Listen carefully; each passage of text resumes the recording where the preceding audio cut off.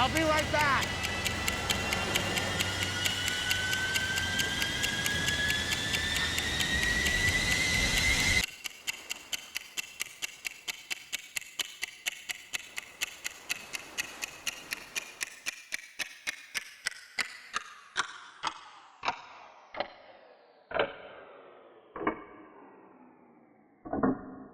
Well, like Chuck, I thought I was going to be right back, but in November of last year, I discovered, the doctors discovered after going to the ER that I had a tumor in my brain. And after 6 hours surgery of removing it, I was put on chemo and given 18 months to live, terminal diagnosis. And I've been trying to recover ever since then. So when I sat down after having my surgery and this video, I had worked on this video a long time, and I had planned to come right back to it. I had the to be continued at the very end of the last one. And when I sat down to do it, I realized that some of my abilities to process time and process, organize information and stuff on the computer had drastically changed. One of the aspects that I found kind of humorous is that when I picked up a book after I was done with my surgery, is that I looked at the words on the page and I said, "This looks like it's upside down." And my wife looked at me and said, "That's because it is upside down." So them messing with my brain really kind of rewired some things, and it took a while for that to come back. So I'm still trying to figure out how to do what I did before. And so I'm kind of trying to change up the format of what I'm doing to get things done, to explain things, to help you guys see what I'm trying to talk about, to see what the meaning that I see in films. So if you could bear with me, we're going to try and do some changes. And one of the changes is that you can see my face and I'm explaining it to you. And hopefully we'll edit it together in a similar format as we had before, but it'll be probably slightly different. So thanks for being patient with me, and thanks for understanding. I started working on Castaway. It's one of the first videos I started working on back in 2015. And if you guys have seen my other videos on the Shawshank Redemption, on No Country for Old Men, this is one of the first videos that I started working on, first movies I started working on. And I just keep going back to it because there's just so much there that I think that people don't see. And I want to talk about that a little bit, about basically how we see meaning in context. How often all that we see, when we see and watch a film, when we just look at a film, we actually aren't seeing everything that's there. Context matters in interpretation, and context matters to meaning.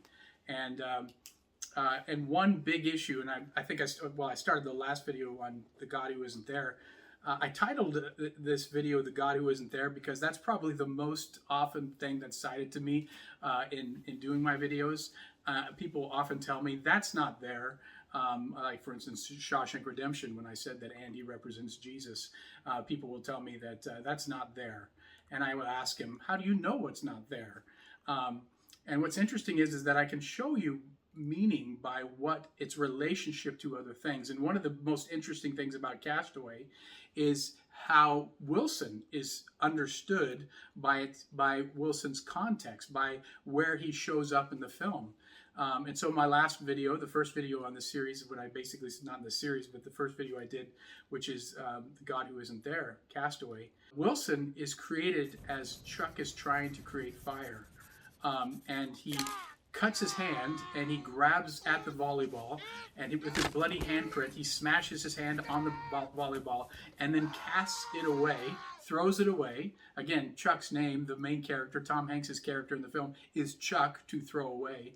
So the idea of castaway, we think of it as a noun, but it's actually in the film it's two different words. So it's actually a verb. It's an action. And we see that halfway through the film, exactly halfway through the film. And this is significant. My brother-in-law and me are both film editors. So we know that this doesn't happen by accident. Exactly halfway through the film. The film is 2 hours and 15 minutes long.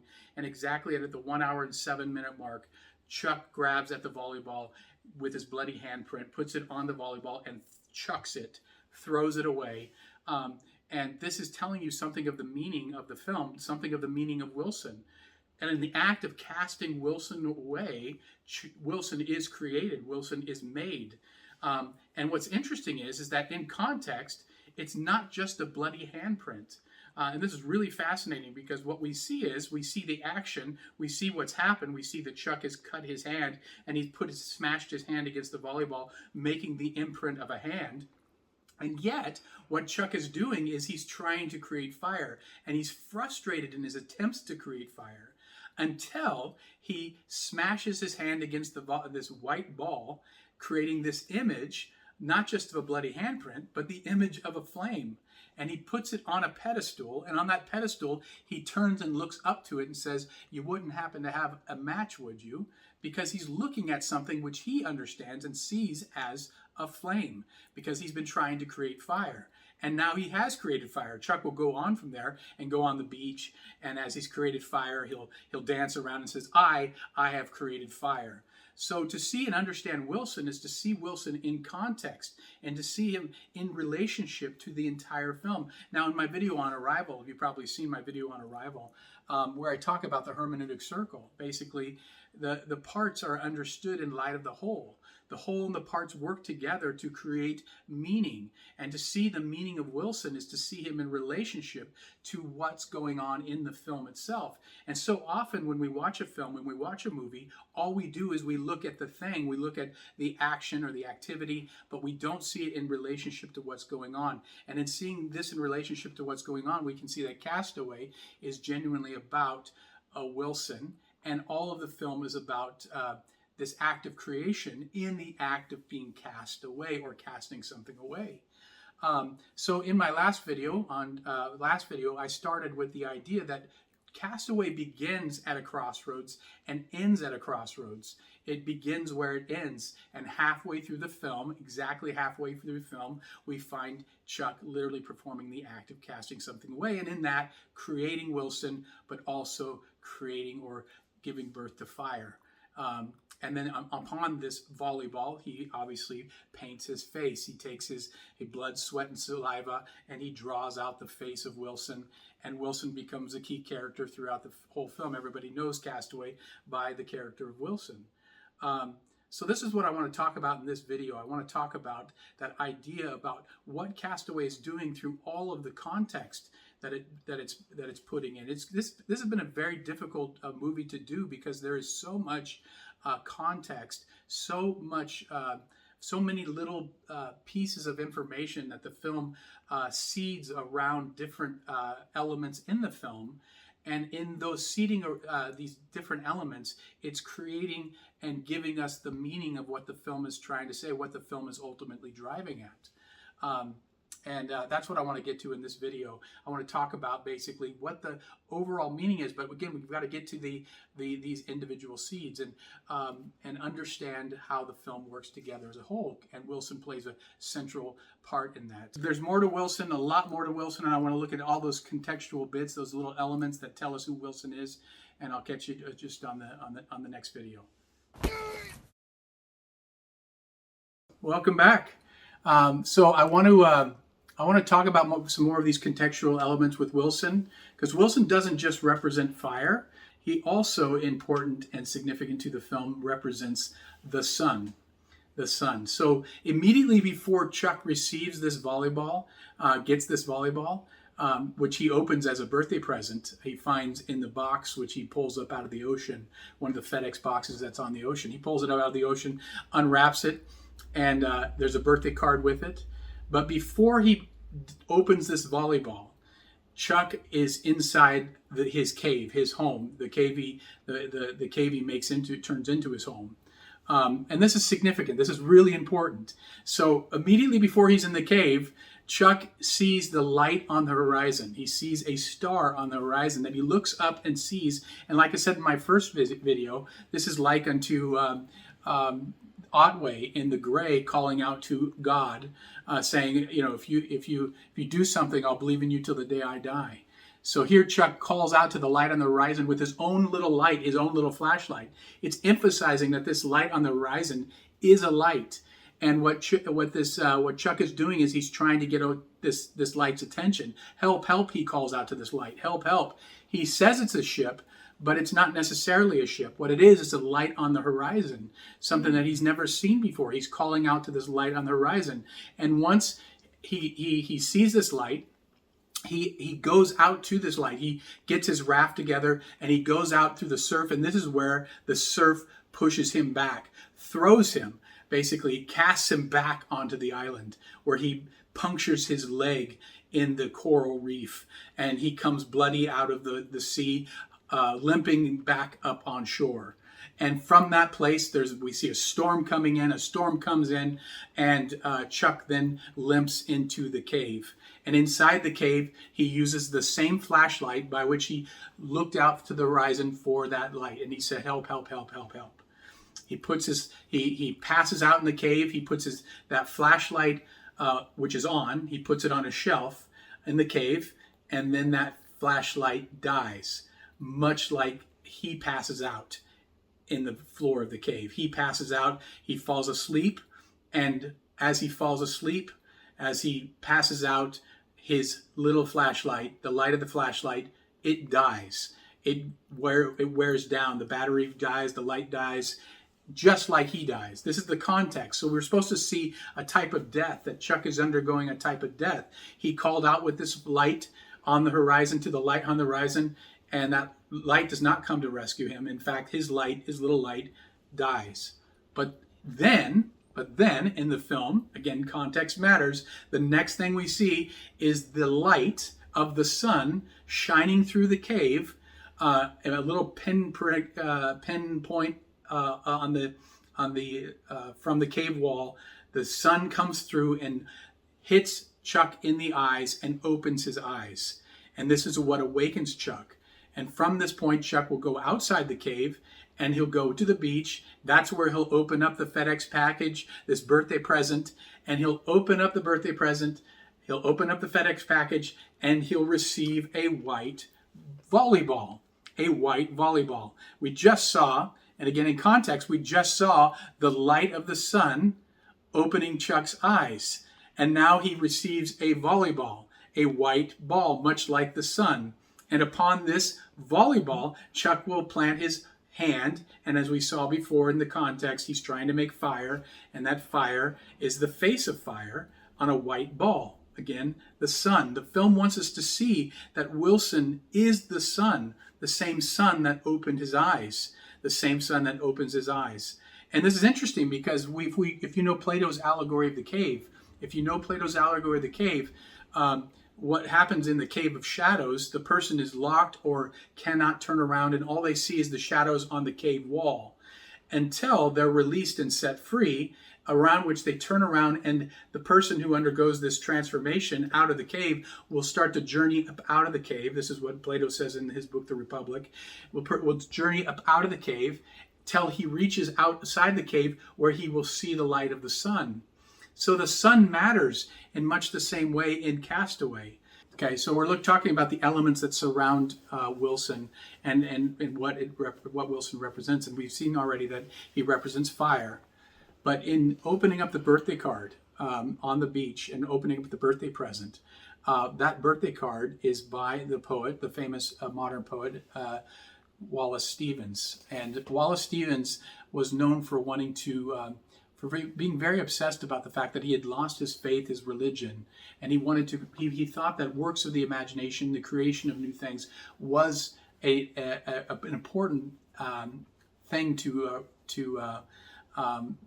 our existence. And he wanted to recreate religion by creativity. And one of the aspects, one of the elements, one of his central core motifs in his poetry is the sun. The project of the sun, and he'll allude back to Plato's allegory of the cave. He writes a famous poem, one of his famous poems is Notes Towards a Supreme Fiction. And this is significant because what we'll see is in Wilson, Wilson isn't just fire. Wilson isn't just fire. He's also the sun with the face of fire. We'll see Chuck as he bends over and after he's implanted and sketched out his face on this bloody handprint, which is really fire. He puts him on a pedestal and looks up to him and prays to him as if Wilson himself is an idol. Wilson is God. Wilson is Chuck's image of God. Wilson is this created image of God, and that he looks to him to be the source of him finding fire. Again, we wouldn't happen to have a match, would you? Is almost the first prayer prayed in Castaway as Chuck looks up to this image that he's made, and this image, according to what we can see in the poetry of Wallace Stevens, is the image of the sun. And again, in Plato's allegory of the cave, the sun represents God. So here we have Wilson being created by Chuck in the act of casting away in his bloody handprint. He's created an idol, and this idol becomes the image of the sun, the image of God, and the image of time. Wilson isn't just God, but he represents time in the film, and how God and time are equated in the film, and also the sun. All of these things are put together in context to show us what Wilson means, and we'll get to that now. Wilson also represents time. This film is all about time. The first thing that Chuck says when he's in Russia, and we meet him in the warehouse where he's sorting out these FedEx packages, he says, "Time rules over us without mercy." And then he'll also go on to say, he says, "We never, ever, ever allow ourselves the sin of losing track of time." Now, these are elements we see that he's associating. He's almost preaching a sermon that basically time has these divine-like elements, that basically time rules without mercy. But you can also see how Chuck views God in his view of time. That time and God are kind of equated, but they're also this aspect that it's merciless. It's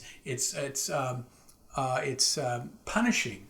And we'll get to see this again in my last video. I ended with the idea of Chuck going down before Wilson and saying, when he's making the raft and he says that he has to get more lashings. He has to get more lashings, and the film actually suggests what this is, more than just telling us what lashings means. We see it as something we tie things together with, which is exactly what the word means. But in the film, we also hear the sound when Chuck goes to make these lashings. When he cuts these little twigs that he makes the lashings from, it actually gives us the sound of a whip. And as Chuck looks up to Wilson and says, "We need to make more rope," the lashings that he needs, sounds like a punishing figure. That Wilson, who looks down upon Chuck, seems to be a punishing figure. But in this, we can see the punishing aspect of Wilson, because Wilson also represents time. Not just God, he represents time.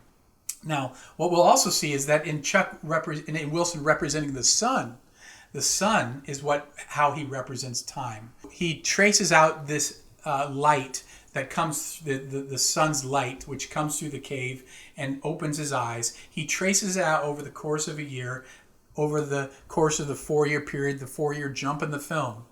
And we see this structure, this image of time, which is the Alima, the